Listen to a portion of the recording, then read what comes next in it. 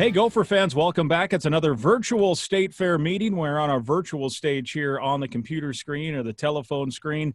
We'd love to be at the fair. Unfortunately, circumstances don't allow us to be there outside that U of M building on the stage. And right now under the spotlight is Gopher men's hockey. Head coach Bob Motzko is here with two of his players. Coach, before we introduce your players, let's say hello to you. Good to see you. How are you?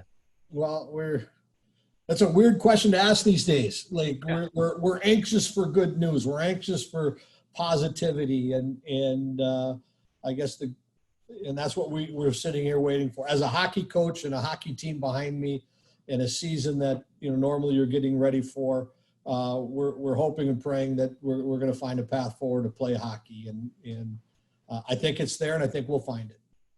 And let's introduce your two players. Sammy Walker out of Edina. Good to see you, Sammy. Yeah, thanks for having me on. Flying the Gopher flag on the wall behind. Great backdrop there. Good work. Always. And Scott Reedy, good to see you. Scott from Prior Lake, Minnesota, and he's also representing with a couple of flags back there. So good to see you, Scott. Is somebody running around the background? Yeah, you got buddies back there as well trying to hide. I think McManus is trying to get in here. So that's great. Well, before we get into hockey, let's talk a little bit as if we're standing on the State Fair stage. And if we were on the State Fair stage, Coach, as a native Minnesotan, as a guy from Austin, Minnesota originally, I assume you, when you were young, would come up to the fair and maybe watch a show in the grandstands or, watch the cows parade around one of those coliseums and eat a bunch of food. What's your favorite part of the fair, and how long does it go back for you? Well, for me, it goes back to actually I was a little older. When I was in college, I got a job working the parking lots, and so the old Hoyt lot, and it was great with the Gibbons clan and old Rice Streeters, and that was my first introduction. We were always busy that time of the year down in Austin with our things. But I can tell you from the early '80s, there aren't many years that you've missed coming to the State Fair. And I always enjoy the livestock and the cattle and the birthing center and walking through everything over on that end and then the food. So by the time you're done, you're done. That's it. You're dragging yourself to the car, right? Yeah, you have, no question. What when you do stock up on the food as you parade around the fairgrounds, are there certain stops you have to make every year? Yeah, well, you got to find the Pronto Pup, and I'm Pronto Pup, not Corn Dog. Yeah, I'm the same. I'm staying pretty consistent. I get confused every once in a while on the two, but I'm a Pronto Pup guy. And I have, and before, and I don't know, I know they were still there last year was Vecchio's. That was always even though it's gone from Dinkytown, and if they can keep that thing going there, I got to run through Vecchio's. Sammy Walker from Edina, have you been going to the fair for a while before you even got to campus? Yeah, I've been going ever since I was little. Just usually with my friends. I usually can only go once, and then I'm set for the year. But I think you always got to go once. You got to make that one trip, the prototypical trip. And how about you? Are you do you have a favorite food or two that you have to make sure to get on that annual visit? Yeah, I'd have to agree with Bob. I'm Pronto Pup kind of guy. Every time I go, I always have to get one. I don't get much food. I'm pretty consistent with the Pronto Pup. I usually get that, and then I'll hit the games and try to win a basketball or stuffed animal or something. Yeah, probably go home with a car full of teddy bears. Then what? Now here's some controversy as to how the Pronto Pup's supposed to be eaten. I guess years ago it was mustard only. They didn't even have ketchup 20 or 30 years ago. Do you eat ketchup, mustard, both, one or the other? Both of you guys. How do you eat your Pronto Pup? I'm only ketchup. I hate mustard, and I have to have ketchup. So I don't eat it plain. Coach? I'm both. Both? I'm ketchup and mustard. Ketchup and mustard. Very good. And I don't like it when they skimp on it. I want it loaded up. Yeah, and they got the little paintbrush, right, that they paint the paddle with it. They got to make sure they put enough on, that's for sure. I need 2 strokes with the paintbrush. Yes, Coach is a two-stroke ketchup and mustard guy, no doubt. Scott Reedy from Prior Lake, were you also growing up going to the fair, and how much do you like it? And do you have a favorite spot? Oh yeah, I grew up loving it, so I usually go there every year with my family. When I got older, I started going with friends, but growing up, I was always with the family, and I was big into the Sweet Martha's cookies. I'd get a big bucket of those and then head over to the milk stand. So that was kind of the combo for me growing up. Yeah, that's what I do too. And as we're doing a lot of these state fair interviews, people are surprised when I bring up that there's milk just a couple blocks away. They're surprised by that. And what is it, like $1, and it's all you can drink? And you take the bucket of cookies there, and you can dunk all afternoon if you want, right? Exactly. Yeah, that's what I'm usually doing. And then I hit the carnival games like Walker, try to win a basketball. Usually losing those though. Well, it's hard. One, for hockey guys to shoot baskets. Two, it's especially hard when the basketball is bigger than the hoop on some of those carnival games, right? Exactly. Yeah, tough to make a ball that's bigger than the hoop. So, what's the best prize you guys have won on the Midway? Jeez, I won one of those giant stuffed animals when I was younger, but I think that was pure luck. But probably the best one I've won. How about you, Sammy? I mean, I've never won like a big stuffed animal, but I've won a basketball that I still use today. So it's kind of nice, but no, I wouldn't say I've ever won like one of the big ones. So we got a bit of breaking news, developing news. So you're saying hockey player has a basketball that you're using today. You're out shooting baskets with it on occasion? Oh yeah, all the time. Nice. Usually hockey players are multi-talented. Yeah, very much. You got to know that. Yeah, we should put some of Patino's guys on skates and see what they can do, right? That'd be fun. That'd be fun to watch. I guess you did have the football coach on the ice last year, right? That was kind of a fun day at the arena, I would think, Coach. Oh yeah, and Coach Fleck battled his rear end off, and that was, I'll go back to it. He came out and you thought it was just going to be a fun moment. I mean, he competed. He tried so hard to hang in there. But what I liked even more is our guys went after him. Yeah, he was in goalie gear. They were sending pucks high, and I actually had to shut it down. I was afraid he was going to catch one up in the noggin, and we might have put Coach Fleck out. But I loved his battle level, his compete level. He could have played hockey. There's no question. That would have been something else. Coach Fleck misses the Penn State game, ranked number 5 in the country, because Scott Reedy drilled him in the head and gave him a concussion with a practice shot. That would have been unbelievable storyline, huh? Yeah, I think I actually skidded one kind of right off his head. So. Well, that was certainly a fun day, certainly at the arena. Well, let's talk some hockey. Coach, you hit on a little bit. You're hoping for some good news here. Obviously, the fall sports have been pushed back, and now it's kind of a waiting game. Before we get into the idea of when, if you might start and have a season, what can you guys do now as guys are starting to return to campus? Class is starting here soon. It probably changes every day as you try to make a plan on the calendar, but what kind of can you do, and what's your plan here for the short term? Well, we are limited because our official season normally would start October 3rd, and so we get 8 hours a week, 4 which can be on the ice. We keep hearing that might change, but we're hearing everything's going to change. So right now we're just living with the fact, we don't start school till the 8th, and we won't start anything right away. But I would say that second week of September, after everybody's in.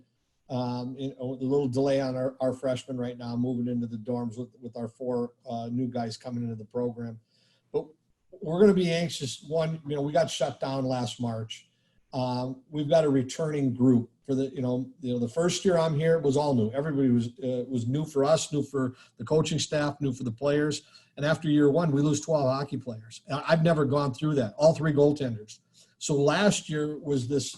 Again, it was another new feeling with 19 freshmen and sophomores. And you take away the pandemic right now, and we have to deal with it, obviously. We're a very comfortable group right now.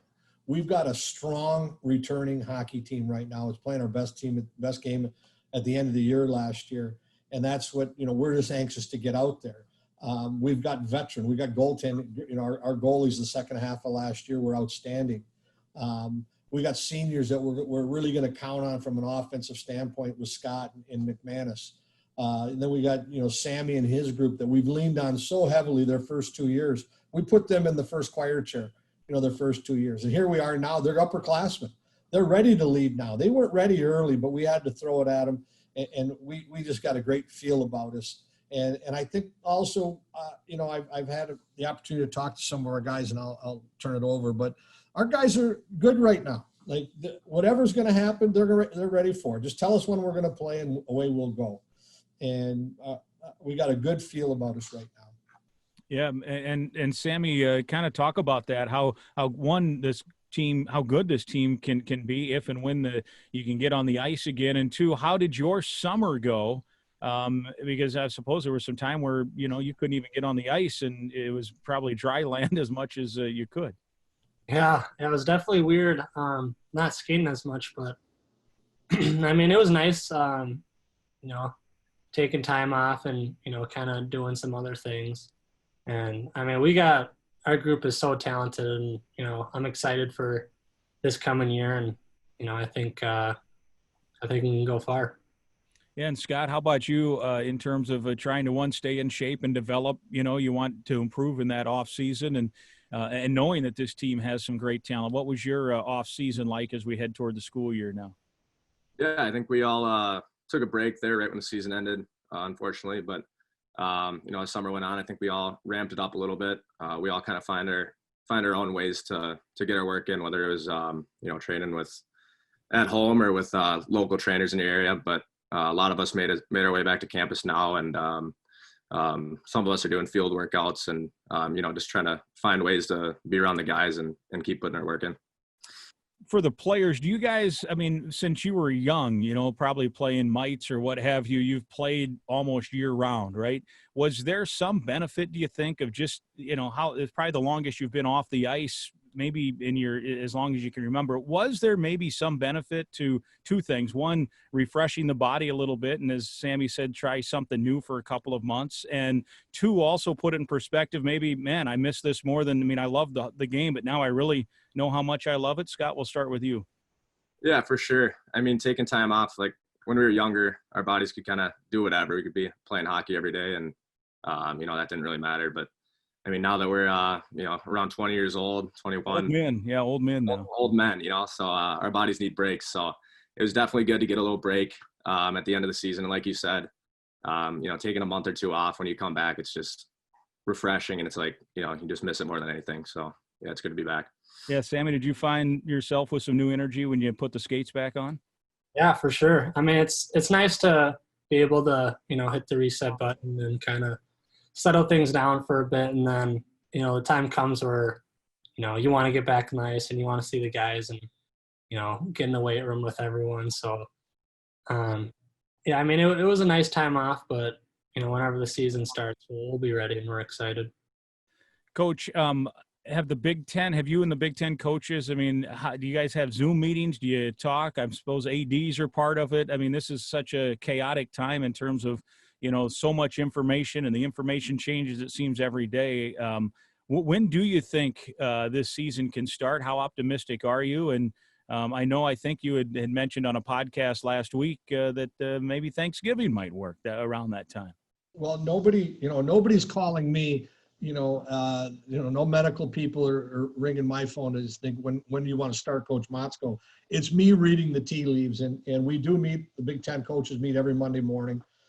Yes, Zoom, we call Zoom. And we're all getting tired of Zoom calls.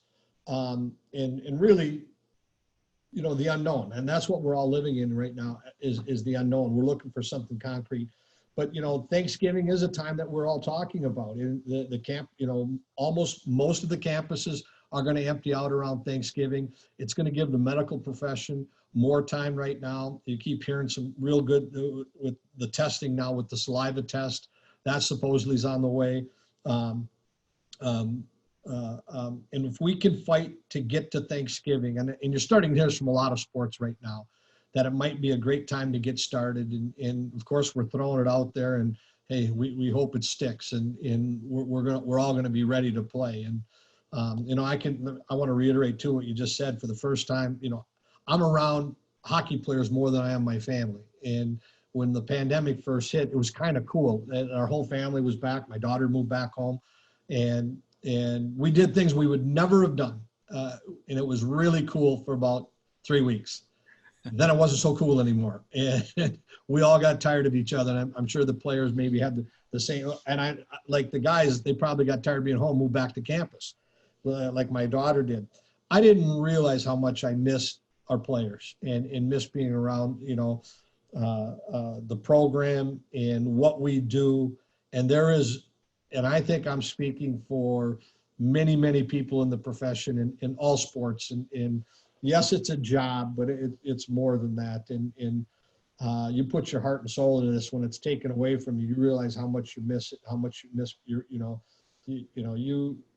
love your players, you really do. And you're not able to show it all the time, but you take it away and you want to get back at it. And just recently now we've been able to see some of the players walking around and you can just feel the buzz starting to come back. And that's why, we are just praying that we can find a path forward. Does this also present an opportunity? One, maybe it does give you a different perspective. I'm not saying you totally change your coaching style, but does it offer a different thought? One, and two, I mean, we're seeing even in baseball, they're doing some stuff they've never done before, just based on need. And some of the stuff they're trying, people are liking. Some things people aren't liking. But do you think there's an opportunity with college hockey because of the situation that maybe there's some things that you can try and see if it works because of the situation? And two, what do you think on your coaching philosophy? Did it offer a different perspective on how you go about your job? Well, I mean, I don't know how much will change on the overall coaching philosophy. It's just reassuring that you're doing the right thing and that you're in it for the right reasons. And because you truly miss it. Are we going to try new things? Yes, we have to. Right now, we're still scheduled to play Bemidji State October 3rd. Nobody has called me and said the game's canceled. Right. Nobody has called Bemidji and said, and Tom Serratore and I joke, I go, have you canceled your hotel room yet? Like, that's what's crazy. So we're still scheduled to play, but yet, we all know it's not going to happen in October and that game is going to be canceled, but no one's done it officially yet. But if we have this layoff between, so normally right now we're getting ready to play October 3rd and blink and that day is here, and I think it's safe to say we all know we're going to give up October and I think November is a start date. We're going to have to do some different things and there will be some trial and error because we have to keep these players enthused and excited to come to the rink. Can't wear them down because, we're hoping that the season gets extended, that we're able to move the Frozen Four and play our season. We're just shifting our calendar. That's what we hope happens.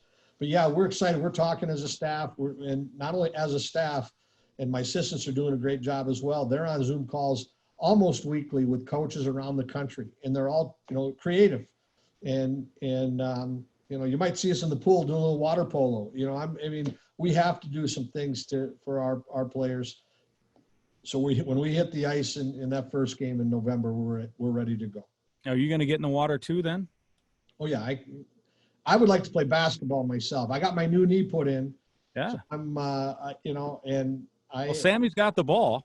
I'm about 1 month away, and I think I'm going to be the new bionic knee. I'm going to be able to do some things I haven't done in a long time.